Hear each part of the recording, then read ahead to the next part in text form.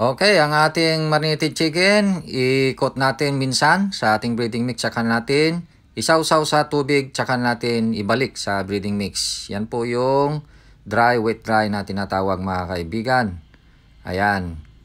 Okay, ngayon naman ay ang susunod ay ang wet, dry, bagong procedure.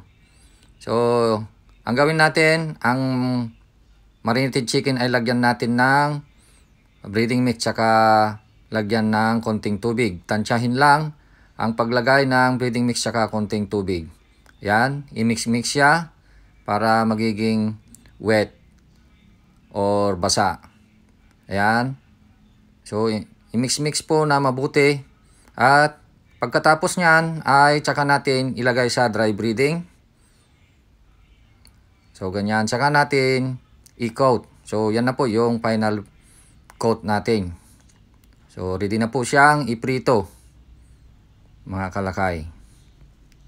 Ganun po kasimple. Halos parehas din sa dry, wet, dry method, mga kaibigan.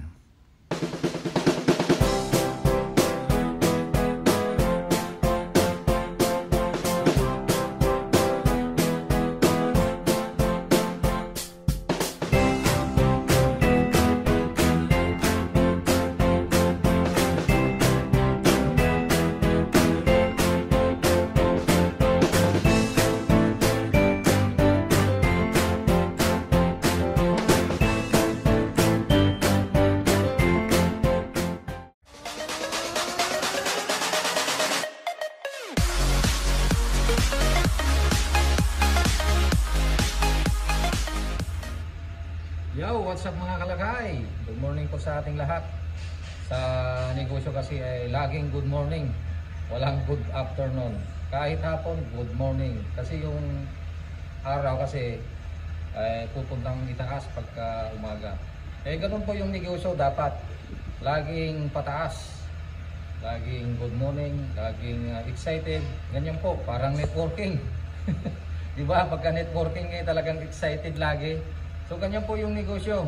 Ngayon ang aking i-share sa inyo yung ating, siyempre yung ating products sa Shopee, yung marinated mix saka yung breeding mix. Ayan. At may i-announce po ako sa inyo.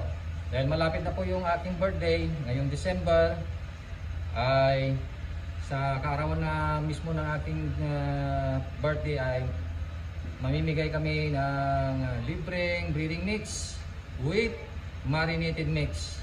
Halimbawa po ay ganito.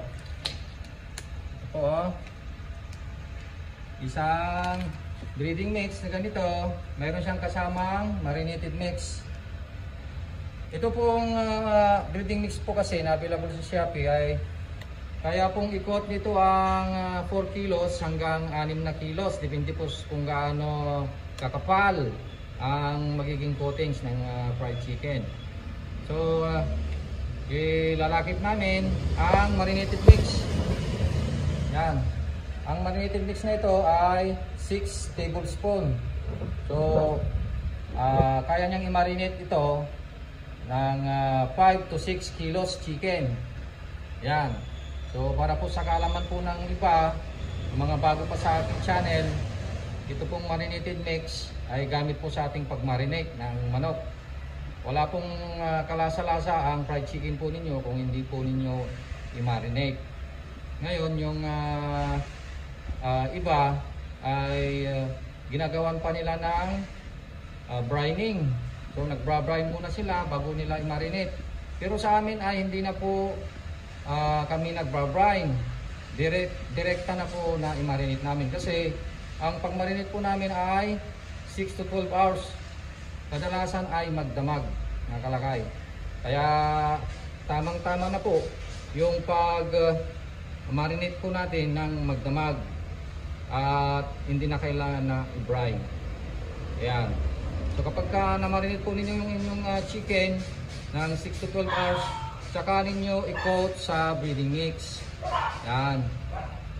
Ayan. Pagka na-coat sa breeding mix, meron po tayong dalawang klase ng pag-coat, mga kaibigan.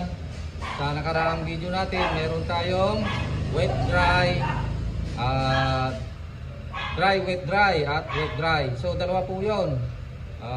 Wag po tayong malito. Wet, dry, tsaka dry, wet, dry. Ayan. Maraming salamat po sa patuloy na pagtangkilik po sa aming produkto sa Shopee.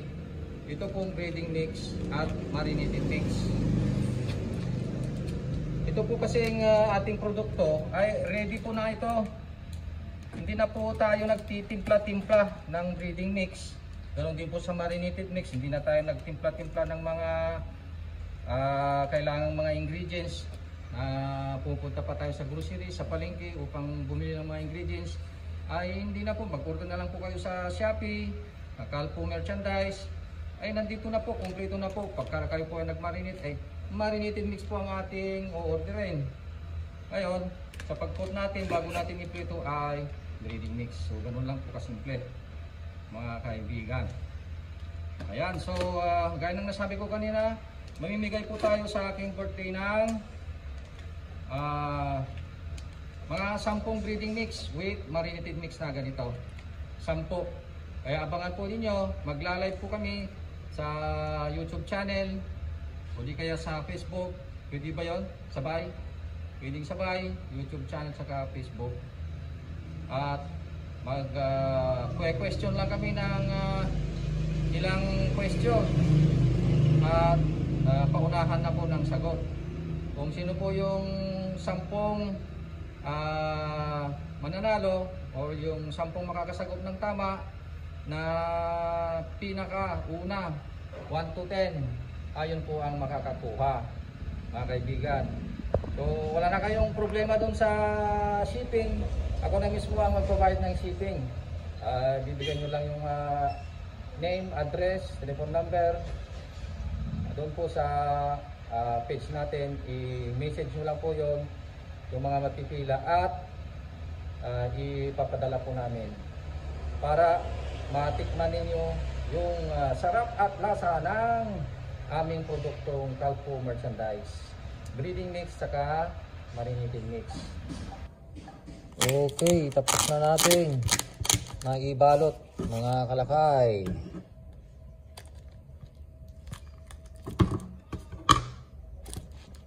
Ayan. Mga kalakay, available na po sa Shopee ang ating Calpo merchandise.